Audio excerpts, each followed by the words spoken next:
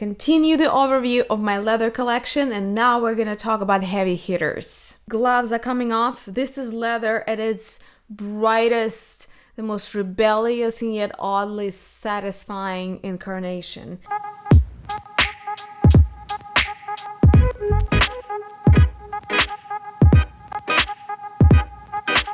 I briefly discussed like where the leather accord and like the leather smell originates from in the first installment of this collection overview of leather fragrances. So watch that first.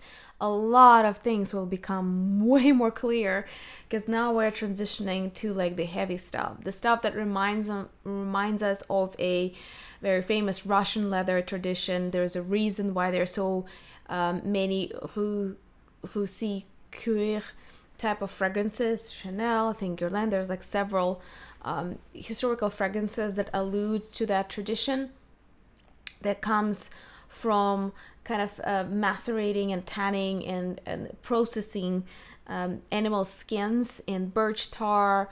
There was a lot of animal ingredients that gave leather this more brutal, tougher, almost smokier, animalic type of scent when, you know, the leather goods actually were purchased and worn by people. I'm wearing my favorite leather jacket that survived so many music festivals, travels, and just overall debauchery with me over the years, because like this is my armor. So when we're talking about thicker, very durable leather, it usually has a much punchier, heavier, and a little bit more of an austere smell, smokier in some aspects. And it also sends us to the world of the whole olfactory design world of car smells. It's a thing. It's a thing. The new car smell, it's a thing. There are people who design those smells. It's not a coincidence that we have this, a lot of people have this shared cultural reference to leather smells as a car smell.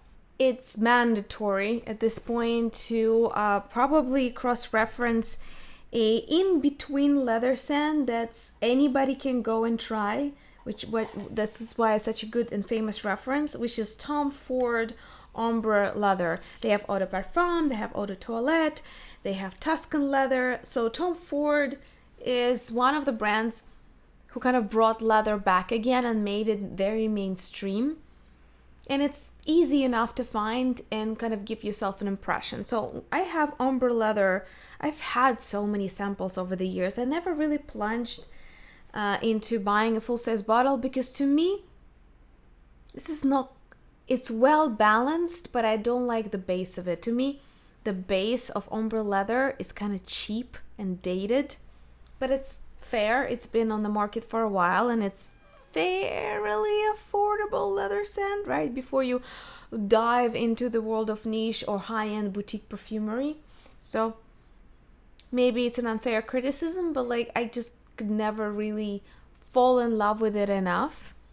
And yet it's always a good reference to when we talk about well-mannered, not too sweet, not too brutal, not too smoky, not too soft, just like in between kind of departure point for well-balanced leather scent. So Tom Ford Ombre leather, it's a great point of departure and yet far from being my favorite in this category. There are a number of lesser known niche and designer brands. Carner Barcelona has this Coeur, which is very smoky. Here I have like I've gone through so many samples. I had Regent leather by Thameen, which is sweeter leather, but it's still kind of boring, I dare say. Here we have Korloff Cuir Mythique, which is a smokier kind of birch tar smoky leather. It's all right. To me, it's still kind of boring. It's not quite, doesn't quite deliver on any aspect of, doesn't have enough brutality or enough magic or enough elegance. But that whole world exists. I don't gravitate towards as much. If I ever really wanted to get a super smoky, tough leather, I would probably either choose Irish leather from Memo collection. Like their leather collection is probably has its own cornerstone in leather accord design. They have all kinds of leathers, and their, I think, Iberian leather is fairly classic, spicy, rich leather. Their Irish leather, Italian leather, their Moroccan leather is the gates to hell. To me, it's so chunky and cruel and weird. It's kind of like almost going back in the ages to the times where leather goods smell more like dead animals. There is Russian leather that also is very smoky and very austere, so there is plenty to choose if you're going for that brutal leather scent that has an elevated niche stamp of quality. Memo Paris is where it's at. On a more budget-friendly level, I would go for Gucci Guilty Absolute. This is marketed toward men. I have it in the shower gel formulation because I was gonna kind of like play with it and see if I can be friends with Gucci Guilty Absolute. It is so rare to find a fragrance that is like Memo Paris niche grade leather quality in the designer perfume. I don't know what is this scent doing as a random flanker of Gucci Guilty. Don't ask me. It's pretty much how I remember old cars with leather seats smell. It's very true to its nature. It's a bit brutal. It's not something I would wear willingly, but it's very authentic, and it's kind of a more affordable, a more widely available option. That said, for me, personally, the classic leather smell, which is like this classic leather jacket, is what I found in a slightly sweeter and more prune wine plus leather scent by Trussardi. Is their boutique line. It's very stylish, very heavy stuff. This one is called La Vie di Milano. Oh, this is the line. Behind the Curtain, Piazza La Scala. Behind the Curtain. That's probably the easiest way to search for it. Or click on the link below. Trussardi revamped their perfume line collection with these like dogs collection, and they're all very fun. They're not too complex, but that's what makes them this like fun Italian vacation type of scents. They're interesting enough, they're deep enough, they're loud enough. They're kind of like this really punchy, fun oil sketches. Some of them I wish were a little bit more sophisticated, or it's hard to tell. It's like they are very chunky in the way that they're composed, but I love it too. It's just a slightly different compositional style. So, Behind the Curtain, Piazza La Scala by Trussardi, to me is the most kind of in-your-face classic leather jacket scent, but I love it specifically because it has this kind of dried prunes, kind of dried fruits, gourmandise hint to it, but it's not too much. Super long lasting. I wish, actually, I can make it happen. I want my car to smell like this. And I think I'll make it happen. So yeah, love it. Don't wear it as often because it's very bright, it's very vibrant, and it stays with you for a long time, which to me can be a bit much. But if I'm gonna be outside, if it's rainy or windy and I need the scent to kind of stick to me more, this is what I would most likely wear. Another amazing example of that is a floral leather. And here I have a very generous decant. I think it was Mark, was it you who sent it to me? It's Mancera, another beast mode type of a perfume maker. Mancera Jasmin Exclusif, that's fairly recent release. And I dare say this is the most leatherish jasmine I've ever had. The moment I sprayed it, I wore it for a week straight. Then I kind of overate it because it's very punchy. Jasmine here is kind of like this sweet honey like essence of jasmine with a little bit of a metal edge and leather.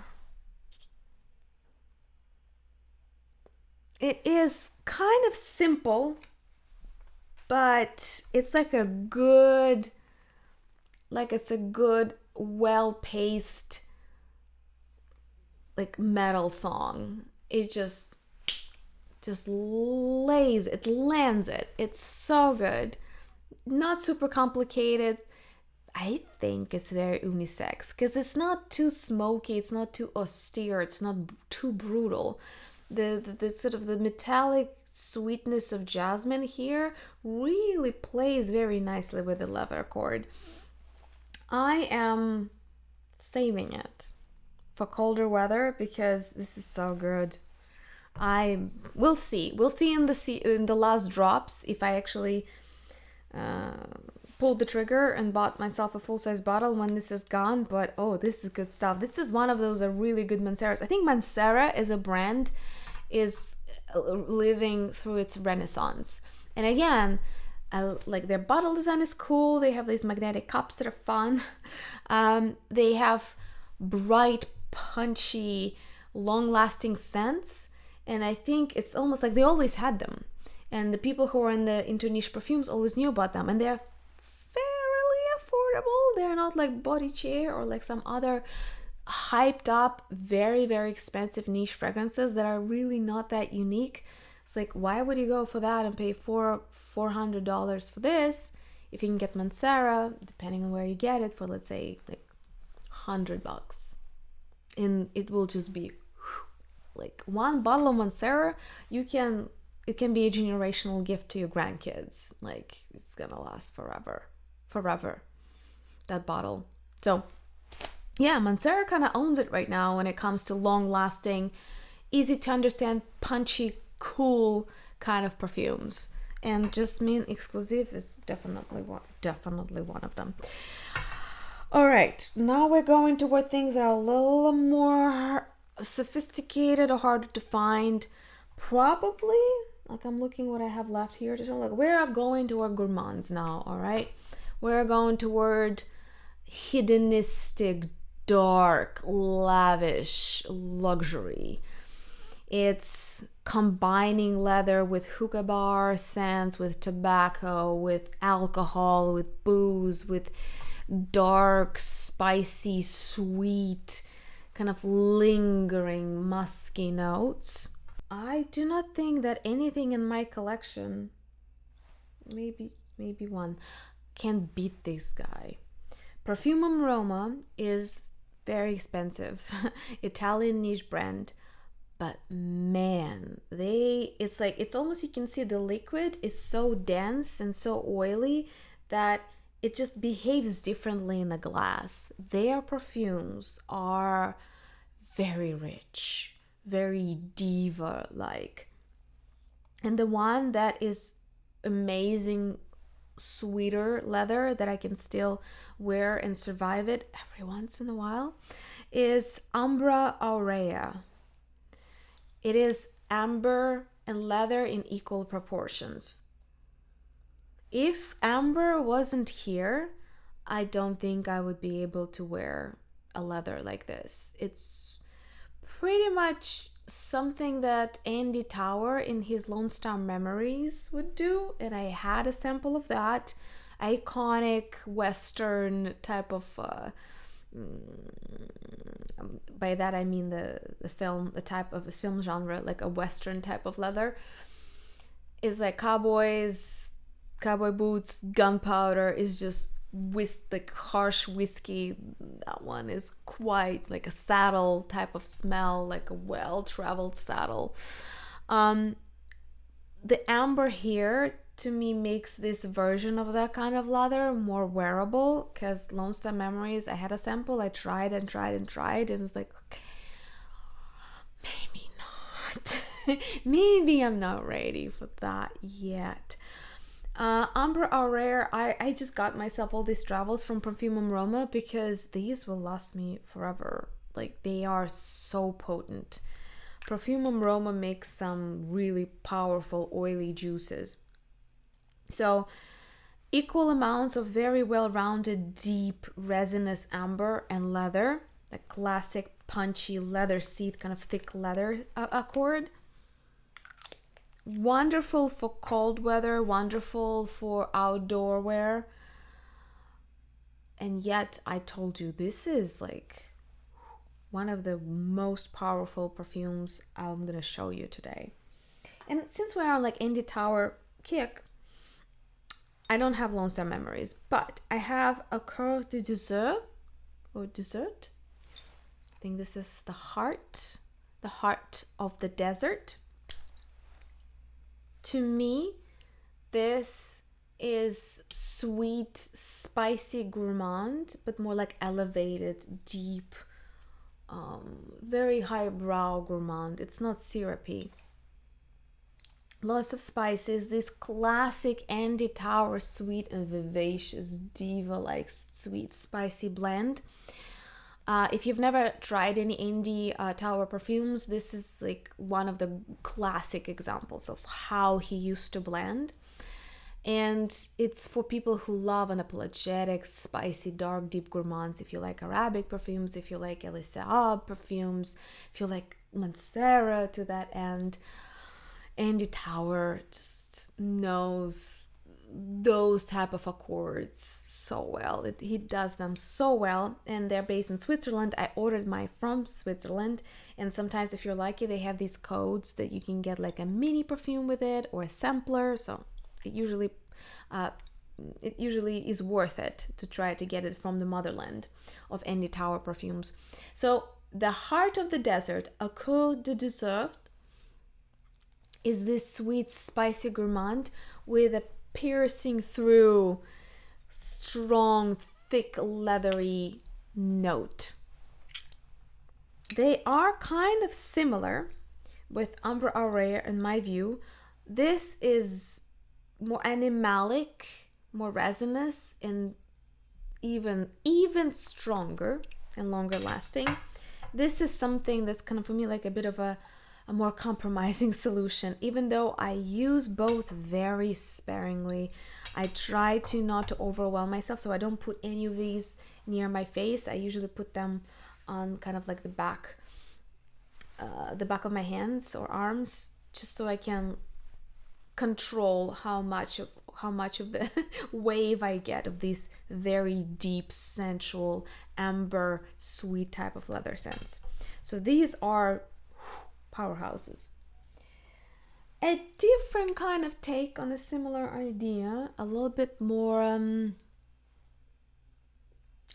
dare I say animalic and promiscuous, is Marquis de Sade by Histoires de Parfums. I don't know why people are so polarized about this perfume, because to me 1740 Marquis de Sade is spicy sweet, yes, animalic and musky, but spicy sweet. It's kind of like feast type of a perfume. I understand that there's like an allusion to a very animalic aspects and the leathery aspects, and hence the name, who it's dedicated to. So yeah, there's like an assumed to be a BDSM orgy that's planned within the perimeter of this olfactory design. But to me, it's actually way more friendly and festive. For example, there is a Marquis de Sade perfume by Etat Libre d'Orange. That is very punchy, very resinously thin, sharp, and piercing. That to me is, yeah, okay, I can see kind of almost like olfactory sadism picking through that design and that dedication. That makes sense to me. This 1740 to me is actually very wearable, festive, and pleasant gourmand, sweet, spicy leather perfume. But some people get way more of an overbalance of animalic notes in here, and it's like, how do you even survive that? It's like, I don't know, fits me. I guess I'm gonna move on from here before I say any more. And two honorable leather scents. There's definitely leather here, but it's much more gourmand than it is leather. And it's therefore easier to wear. It's maybe less of a conversation, but much more of a hedonistic journey. Another Malaki by Chopard. It is Rose Malaki. Here, it's this play on the classic kind of Arabic theme of rose oud, but this is rose leather. It smells like rose liquor plus scotch. I love it. So good. I obsess with this sweet jammy rose and scotch leather accord in winter when it gets just a little bit cooler, so I can at least put a light scarf on. That's what I put on my scarves. Love this rose. If you can find it, it's likely not to be too expensive, but if you can't, you can always get a decant from me. All the names and links are down below. And the last one, also an honorary mention. It would be a super budget option. This is why I chose it. But I heard it's discontinued. This is John Varvatos Dark Rebel. Let me know if it's discontinued or not, because I heard conflicting opinions on the matter. This is toward hookah bar type of leather. Sweet, slightly smoky, a lot of dark prunes, the sweet, juicy, concentrated dried fruits type of story with a little bit of a leather at the end. It's much more, to me, smoky, sweet hookah bar with accents of leather than it is leather. For example, this is just leather with a hint of a prune wine or like something sweet, dried fruits.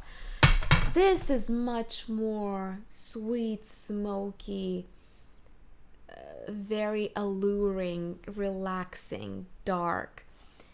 This to me is much more leather. But they are relatives in a way.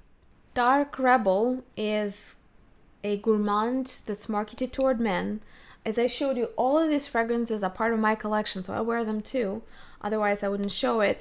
And yet, I find that men need way more convincing to allow themselves to be themselves and to like what they like and to wear what they want.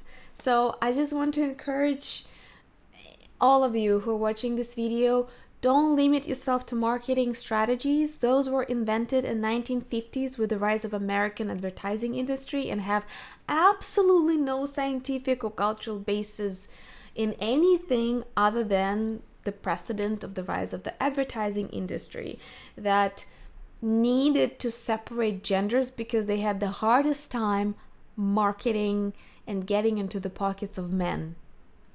Actually, marketing to women is much easier. Marketing to men proved to be a challenge for the advertising industry, and that's how this big, tragic gender divide began. Through smells, colors, accessories that apparently men cannot wear. So listen to no one, smell with your nose. There is no feminine or masculine type of berries or feminine or masculine type of greens. This is what you feel good wearing. This is what gives you the kind of mood and the vibe that you're going for. There are amazing florals that really do a lot of justice and are complementary to guys in all kinds of ages and styles. And there are a lot of leather fragrances and more fougères, you name it, and fresh aquatics that women wear with ease without any problem. So I hope you enjoyed this video. Please let me know what gourmand and rebellious punchy leather scents you find appealing. Which ones can you wear? Which ones you can't? I think it's a really rich category of fragrances to talk about. As I said, leather is a cultural paradigm and the perfume industry in itself. Therefore, what we think leather smells like can vary quite widely between personal references and cultural references, the kind of leather goods we grew up with and what the the producers of those leather goods, what kind of processes they follow, what kind of perfumes they composed throughout history of making those leather goods that we associate with the leather smell. So it's really fascinating kind of metaphysical part of the perfume world where it's very hard to say what is what. It pretty much, whatever your nose picks up and thinks is cool and thinks is leather, that is leather. I hope you enjoyed this video. I definitely enjoyed talking about it. I have such a huge collection. So I hope this video helps someone. Maybe you want to try some of these. Maybe you're just thinking about it. Maybe you just want to read more. Please let me know what will be helpful for you to continue your journey. I'm here to help. I'm here to share. I'm here to connect. And if you don't mind, it really helps me. Give this this video a like, subscribe to the channel. It's really important that we stay connected. I really appreciate your time. I hope you enjoyed yours. And I'll be waiting for you to chat in the comments.